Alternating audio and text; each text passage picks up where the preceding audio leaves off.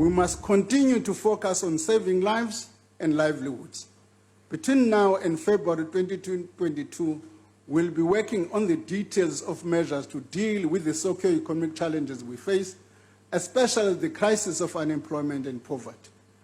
This must be done in a manner that does not depart from the strategy of stabilizing government debt. A recommendation in this regard will depend on the availability of resources, of course, including policy trade-offs and reprioritization.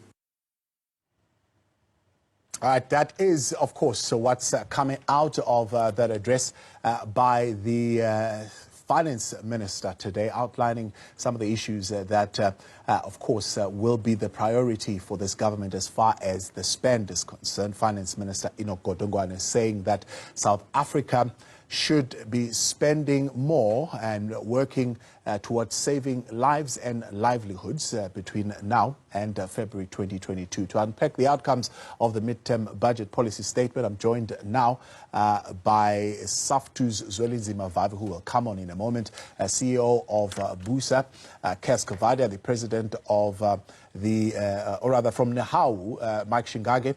We've also got partner at Ernst & Young, Professor Osman Mology, and economist Dawie Roodt, and we're also joined by our own Kopana Gumbi to unpack some of the key issues being outlined by the minister today. 072-110-5584. We can get your views as well. Otherwise, you can tweet us at Newsroom 405. Good evening to you all, and thank you very much for joining us tonight here on In Focus. Kopan, let me start with you, if you can quickly give us what would have been your highlights listening to the minister deliver the statement today.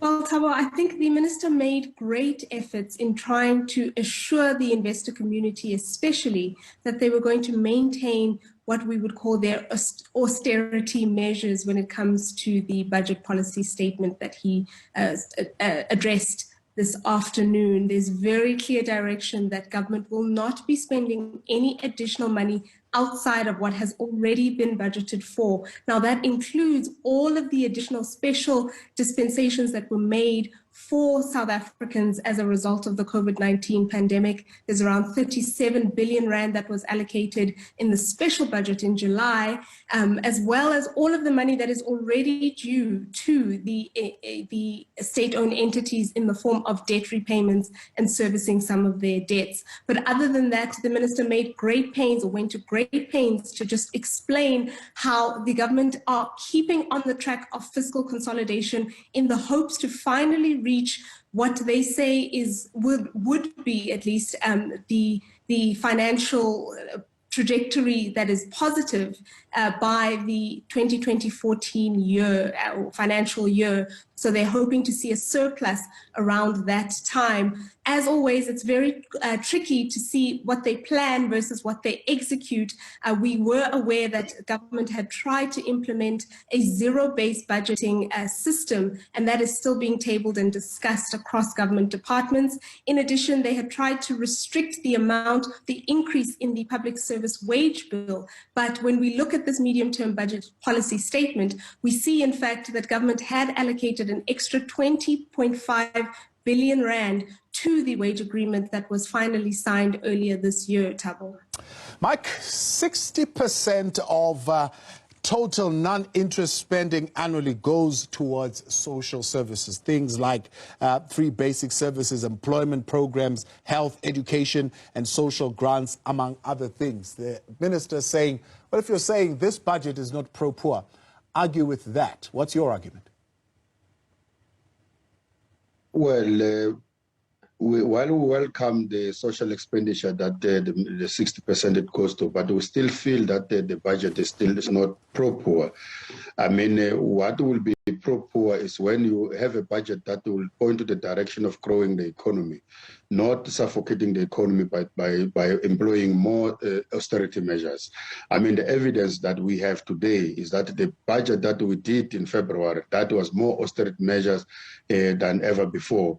has a result that says today we have an unemployment of 44% and the economy that is shrinking, or is that the recession for more than 100 years. And I'm sure South Africans have voted by their feet, showing that they don't accept this kind of austerity measures budget. So our view is that we didn't see much on the side of the poor, except that to keep the poor of South Africa reliant on the social grants, something which is supposed to be a temporary measure, but a government that is caring, supposed to hold the private sector accountable for the monies that they are getting, for the tax cuts that they are getting, for the incentives that they are getting, in terms of how many jobs that they are creating every year, in terms of them making sure that they submit reports on a quarterly basis, in terms of the youth employment that they are doing, because of the reprieve that they are getting from government. So that, in our view, will have indicated the point of a pro-poor budget. This one, yes, it's keeping people in the social network, but it's not pro-poor because it's supposed to keep the poor who continues to be poor. It's not uplifting us at all.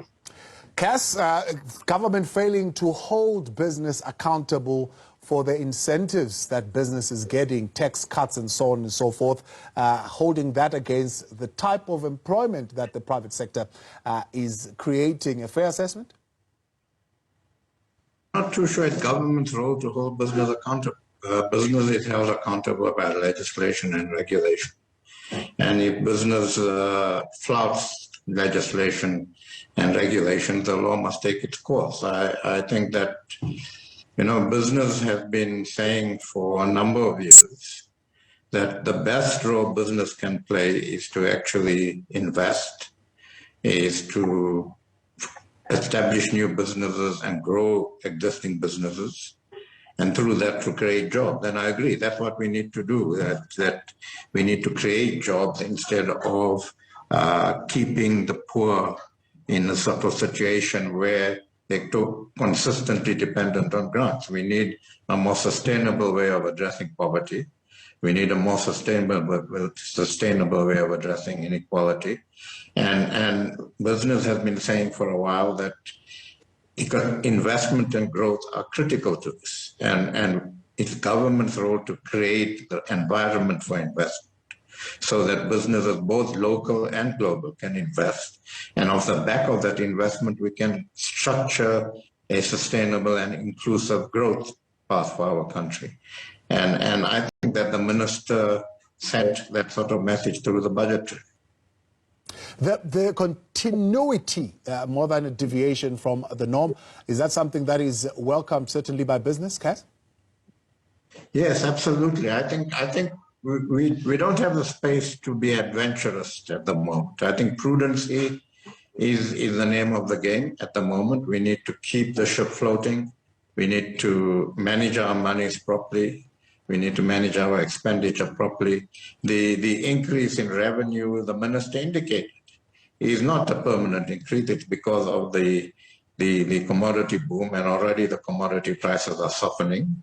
And he made it clear that we can't plan for long-term permanent expenditure on the basis of a aberration, if you like, in an increase in revenue because of a boom. That's not going to last.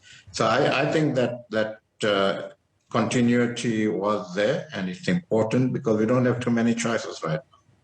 And Dawie, of course, government continuing to want to spend on employment, 72 billion rands towards public employment programs over the medium term.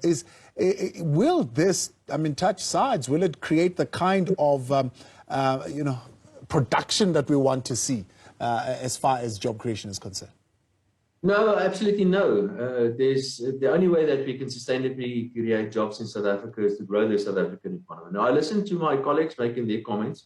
I must say I agree with much of what's been said. I like Koovaadia's comments about the minister and the speech of the minister this afternoon. There's one comment she made that I have to disagree with, and that is referring to the current budget that we have. And Mr. Mike also referred to that as an austere budget. That certainly is not the case. If you're running a fiscal deficit of 7% of GDP, this is highly expansionary. But what I'm very, very concerned about, really, and in fact, I actually agree with the minister, but it just illustrates the absolute horrible state in which the South African economy is. The minister expects the economy to grow by 5% this year. Next year and the years thereafter, he's expecting, and I think quite realistically, economic growth than less than 2%. The next year and the year thereafter and the year thereafter. Now, how on earth can we keep on supporting a government that tells us that this economy is just not going to grow? Because that is the only way that we can sustainably create jobs in South Africa. It simply doesn't make sense to try to get people to spend money on people that wave flags next to the road. We know you need to grow the economy in order to create sustainable jobs. Now, let me give one or two numbers about how many people are directly dependent on the state for a monthly income. We've got 9.5 million people with a special grant that will lapse in March next year. We have already more than 18 million people receiving the normal grants as it is. We've got more than 2 million people working for the state and a couple of others. We have more than 30 million people getting an income from the state every month. And we have 12 million people working in the private sector. Now, these numbers simply do not make sense anymore. This is totally and completely unsustainable. And if you talk about economic growth well below 2% over the next couple of years, we are in very deep trouble. So yes, the minister, I think, is the best that the ANC can offer at the moment. I think he's a conservative minister. It is pretty much business as usual. He's following in the footsteps of Tito Mboweni. He did not rock the boat, certainly not the case. But if we talk about less than 2% growth over the next couple of years, there's something is seriously wrong. And clearly, we've got a government that is run out of options if you talk about less than 2% growth over the next couple of years. We'll come back in a moment and get what needs to happen to get growth, at least at above 5%, to create the kind of jobs that we need to see. Tonight, conversation with Mike Shingange, Dawie, Roodt, Coovadia. We also have Zwelinzima Mabavi joining on, as well as Professor Osman Mulaji.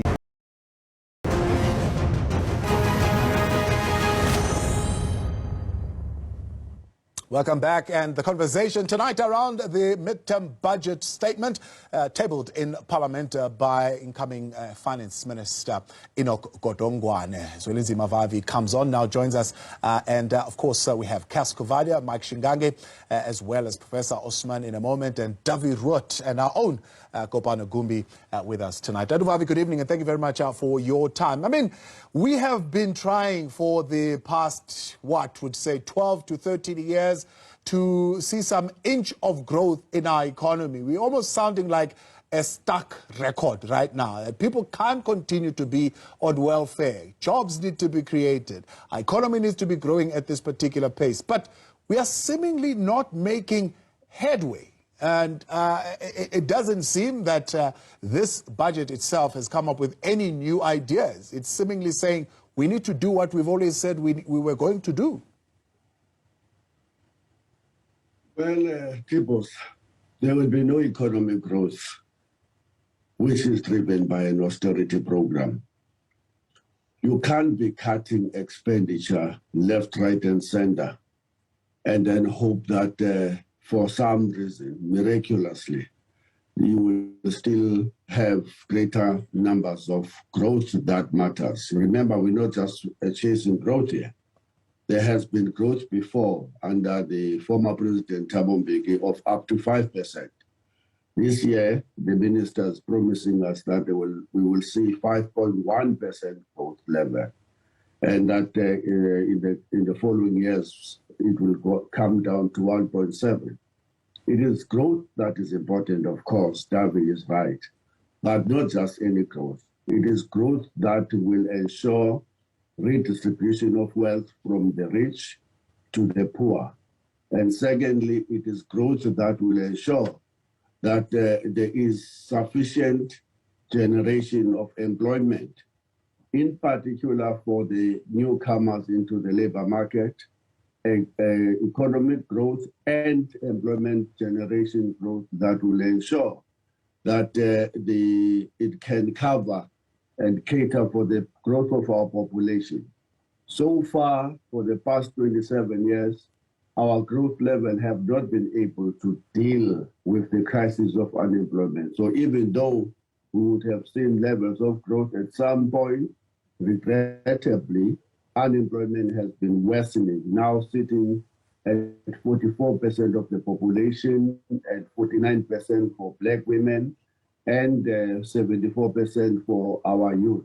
Yeah. So today's budget unfortunately, as Dawie is correctly pointing out, is a story of the continuing slaughter of the poor. And that's why the rich and the conservative economics are so happy that the minister is staying the course of pleasing the rich at the expense of the poor. This whole notion, by the way, Tipos, that look, we must be celebrating that 60% of the non-interest expenditure is going to the social grants, have to be looked at it in its proper context. In 2019, perhaps we reached our peak in terms of our social expenditure, in that we were spending 17.1% of the GDP to health, education, and social grants. But now, in post the 2019, we will be spending 16.9 to those areas of expenditure: social grants, education, and healthcare. And if you look at this budget, it is predicting that in 22-23, we will be spending 16.7%. It's a continuous decline, despite the rhetoric that says we are catering for the poor, but it's actually a slaughter of the poor through this budget. And we, in the process, we're going to have to speak about how each and every of those aspects is being cut big time. Big time. Dawie, I see you shaking your head. You don't agree? No, of course, Zima, we've shared many platforms, but he's quite selective with his statistics here. And we talk about social expenditure. Technically, he's right to include education and social expenditure, but much of that reduction was on education. In fact, we've seen a huge increase in other forms of social expenditure, like the grants, for example. So, Zima, I like you a lot, but be honest, be realistic when you talk about it. I'm giving you facts, Dawie. Where has there been an increase on social expenditure in this budget? I'm giving you... Not on this one, of course not. Not on this one, of course, but over time, the last couple of years, there was a huge increase in social expenditure. There was a reduction in education expenditure, yes. But education is by far still the largest expense item. And education is a huge waste of money. You can simply compare South Africa to the rest of the world. We're not only bad, we're sometimes the worst in the world. And it's not only about mismanagement of the state, it is simply just bad management in many instances. All right, we're wasting all right, Dawie, let's get Dawie to respond to that. Okay. No. He's speaking theory. I'm giving you figures that are deduced from the budget of today that shows that the social expenditure insofar as the education, healthcare, and the social grants is going to be declining from 17.1% of the GDP to 16.7% by 2023. So Tatuva, looking at those figures, where is the decline if we are spending more, for example, on free education? So some money has been injected into free education. No, that's a lie. That's a lie. Here is the facts. The healthcare will be cut by more than 13%. That's the first point. The basic education will be cut by 8.9%. And the social grants will be cut by 15%. That's what is coming out of the budget. It's a massive assault on the standards of living. It's basically saying to the country, you can have as many Julys as you wish, but we're going to please Dawie and New York tycoons at the expense of the working class and the poor. That's the story of this budget. All right, quick one, Dawie. That's where the cuts are: education, basic education, health, as well as social grants. Yeah, that is just untrue. Simple as that. It's untrue. Mike Shingange, what is your take on the cuts and where the cuts are happening here? Certainly, more being spent on free... Yes, Dawie? What's for one example? If you cut social expenditure by 15%, you will have riots tomorrow morning in the streets. It's untrue. It's not true. And maybe that's what Mike Shingange is thinking about as he's quietly thinking there. He wants to take riots and bring them to the street. Mike, what do you make of the cuts? No, probably Dawie was so impressed by the fact that this budget was a continuation of Tito Mboweni without really looking at the facts. So as Comrade Vave said, look, what point I wanted to make, Tibos, is that everywhere else in the world, the economy will never grow. That when it's facing the onslaught like we're facing now, the response of both the private and the government is to ostracize the economy, is to suffocate the growth of the economy. If you reduce the spending capacity of the working people or the earning capacity, there's no way the economy is going to grow. If people can't buy and afford the basic necessity that they need in order for them to survive, there's no way the economy can grow. If you increase the number of people who are unemployed, there's no way you're going to say you are trying to grow the economy. So that's a basic logic. So everywhere in the world where the economy was facing strife, the response of government and business was not for investment strike as we're seeing in this country. Because there's trillions and trillions of rands that are being hoarded by business that are not invested in the economy. The interesting point that Dawie and the others made here was that the government must provide a conducive environment, but themselves, the government cannot hold them accountable. Every day we hear business wanting to hold government accountable for their policies, but nowhere they do expect that when we spend money on business during this coronavirus time, it is big corporates that received stimulus relief from government without them being asked not to retrench workers as then when they receive public monies. It is big business that have got a corporate tax relief without them being told not to retrench workers. We see workers being retrenched. I'll get Cass to respond to that in a moment. But we are saying that the last point I want to make is that we welcome the fact that government is going to increase on the public employment, little as that may be. But the fact that the government is pointing to that direction is better. But what is the private? What is the private doing in terms of employment? All right. What is their role? We'll get Cass to go. He'll respond in a moment. But Kopano, quickly, from your side, what government points out to ignite growth? I mean, part of what they are talking about is part privatization or corporatization of Transnet, something that certainly will be for Labour to talk about. Well, Thabo, I think the important thing to put into context when it comes to government spending versus programs to expand economic growth, at least, is that government have been very clear and they go to great pains in this budget to outline that, in fact, what they have is 1.1 trillion in debt in the next few years. And they have been very clear that as a result of this debt, they have less and less to spend on social programs and social expenditure.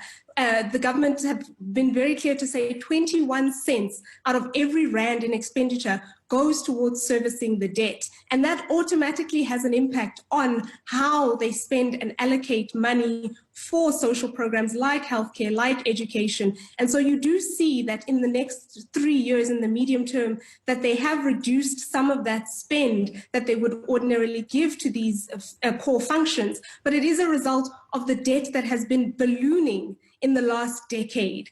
And now they're trying all sorts of different methods, as you mentioned with Transnet, for example. They're now trying to find ways within the current constraints to expand the economy and to grow it in ways that are what one would call low-hanging fruit. And so they've taken Transnet outside of the ambit a bit of government oversight and try to say, okay, how do we expand the freight trail in order to have more trains, more third-party users coming onto the line and getting goods to the port faster? In that way, they can collect higher customs taxes, they can collect more tax on the goods that people are importing and exporting, and that way trying to increase the money that comes into the fiscus through SARS, Thabo. Kopano Kumbi, appreciate you. And let's take a break. We'll come back, get Cass to respond to some of these issues around business and private sector not coming on board with how many jobs they are going to create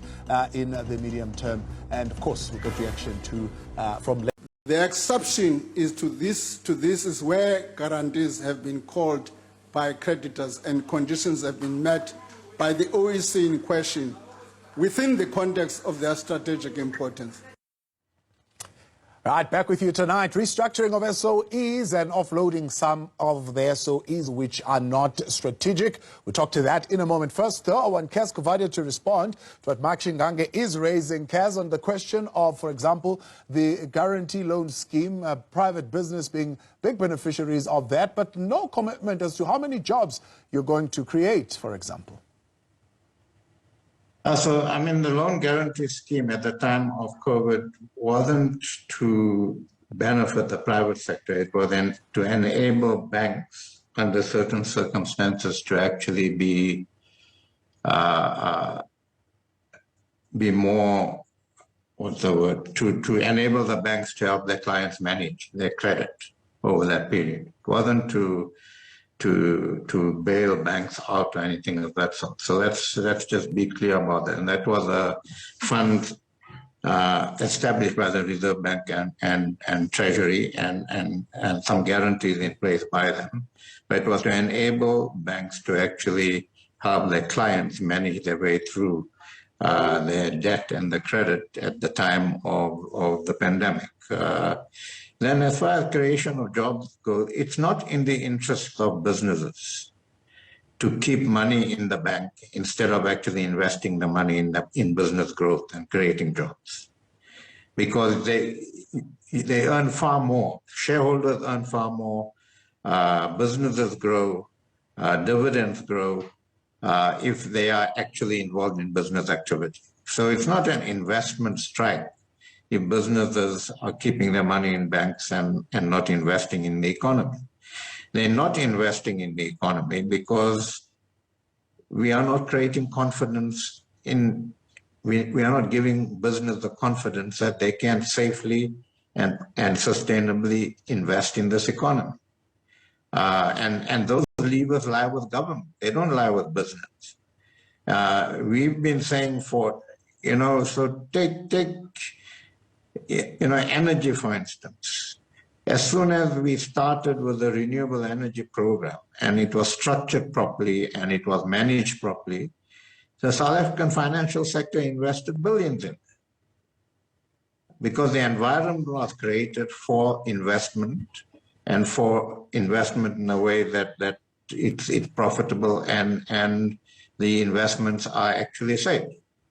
So businesses don't want to keep their money in the banks, but all our discussions with government are on the basis that an environment needs to be created for investment. And the minister today said that the government's job is to intervene in the economy to create growth, not inhibit growth. And that's what business is asking. Do you agree, though, with the view that says government is at the mercy of business? For example, when you talk about the loan guarantee scheme, yes, it was meant to assist all businesses, but would you agree that by and large, when we got down to the numbers, the people who actually accessed the loan guarantee schemes were big business? Well, I don't have the figures in front of me, but we had this discussion on an ongoing basis at NEDLAC. And both, not only banks, but Treasury and the Reserve Bank also gave input there. And there were certain conditions set for access to lending through that guarantee scheme. And businesses that met those conditions were able to access the guarantee scheme and were able to access credit from the banks on that basis. That was a loan guarantee scheme put together for very specific purposes. The Reserve Bank made it very clear that they don't expect banks to actually go outside of the normal banking practices in offering those loans, but that in the event of the loan going bad, the bank will stand guarantee behind them. The Reserve Bank will stand guarantee behind them. So we went through this process at NEDLAC and those explanations were given. Restructuring of SOEs, Tatuvavi, and just weigh in on why you are not supportive of the 75 billion to be spent to create public jobs. Well, then let me just say, this is very important for us as a trade union movement before I deal with your question. Just again on the further explanation on the austerity program that is going to hit the poor very, very hard going forward. And we now want to focus just for a minute, Tipos, on what this budget means to the public sector workers. It means that the total compensation of employees is planned to be reduced in this budget from 34.2% in the financial year of 2019 to 2020 to down 30.6%, from 34.2 to 30.6% by 2024-2025. This is not just a wage freeze, but this is also about cutting the number of employees in the public sector. Our calculation is that based on those figures, we anticipate that there will be 60,000 less public servants in the system by 2025. Amongst the nationally employed that will be hit the hardest, there will be 18,400 less police officers in the streets in the next 3 years, and that there will be a further 38,000 less jobs in the provinces. And we're already dealing with 40,000 vacancies in the public health care. Just imagine what those figures are going to mean in our public hospitals, in our public police stations, and in our public offices where we should be receiving even better services than we can. So you're saying the extra amount of money being announced by the minister to bolster police and to fight corruption, to ensure that we are safe, that's just smokescreen. They mean VIP protection. That's what they mean. The police stations already have a vacancy rate of 60,000 as we speak, if you were to listen to the National Commissioner of Police. 60,000. If you cut an extra 18,400 in the next 3 years, you can imagine what that will mean. We're already facing a situation where we're picking up 58 bodies a day on average. And our criminal justice system is so dysfunctional that it only guarantees you a 15% conviction rate for anybody committing crime, 11% for the victims of rape. That's what we call a march towards a dysfunctional, failed state, whose main victims are not going to be those speaking nice English and telling government you are doing very well and you are complying with the IMF and the rating agencies.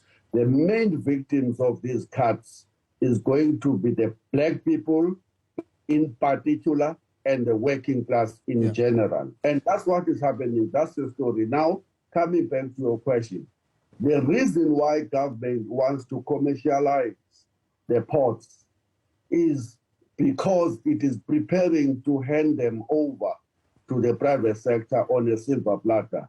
This is exactly how they started to collapse Eskom, Dinel, Prasa, Transnet, and all those well-functioning state institutions during apartheid, which are now all on their knees. And the minister speaks as if he's coming from some planet, instead of saying that my government, my ANC, have deployed its worst in all of these state institutions to collapse them. And now we're going to defund them further. That's the first point, in order to collapse them totally before we hand them over to the private sector. Secondly, and most importantly, this whole notion of a focus on the ports talk to the strategy of the government that have not been changed. South Africa was always a post of a colonial master, where it was only being used as a point of extraction of raw minerals to be exported to the former colonizers' headquarters, where they will create jobs through beneficiation and building of secondary industries in Europe and now in China. All right. This strategy of fixing the ports is about deepening that economic growth path that is based on export, which is not going to be a local economy to build. Let's hear Dawie's take on this. Transnet being corporatized, going outside the realms of government, bringing in private sector as part of a growth strategy. What's your take? Yeah. I just want to add on what Cass had to say. Cass, just correct me if I'm wrong here, but I think the total support package was 200 billion guaranteed by the state to the banks. And there wasn't a significant take-up on that. And I think the reason for that is simply because the rules were too tight. They should have made it a little bit looser and not use the bank's normal criteria. And then more businesses would have taken that up. I think that's the problem there. On your comments, Mr. Bobby, you know, in a weird kind of way, I agree with you on many things that you've said. Now, let me make a prediction here. And that is that there are, like I've said, there are more than 30 million people receiving an income from the state every month. That 30 million people, their income will fall over the next couple of years. It is already falling. And you're right, you're correct in saying that, because we've seen a reduction in real terms of the wage bill. And that will continue to happen. And the reason why that will continue to happen is because we ran out of money. That is really as simple as that. We cannot increase taxes anymore because we're chasing away the productive people out of the country. And people are already not investing. You listen to what Cass had to say about investing, there's simply not confidence in the country. So that's my prediction. I'm telling you, this will keep on happening, is that people depending on the state for an income, that 30 plus million people, their income will fall. The second thing that is happening, now we know that the Minister of Finance indicated that we're going to restructure Eskom, we're going to break it into smaller pieces. We know what's happened to South African Airways, we know what's happening at the harbours. There's some announcements today making about Transnet and all that. So the private sector is getting involved in these sort of things. Don't for one single moment think that is what the ANC want. That is not part of their ideology. Their ideology is they want to keep control over everything.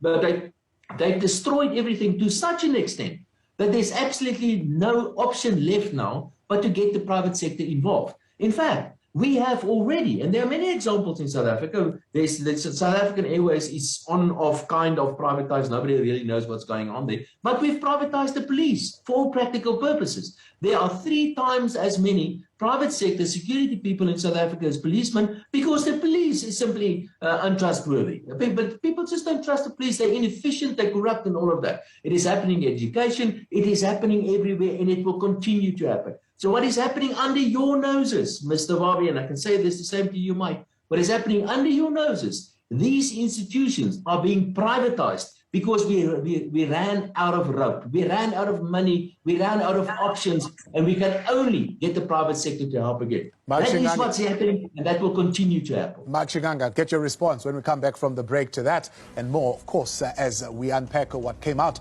of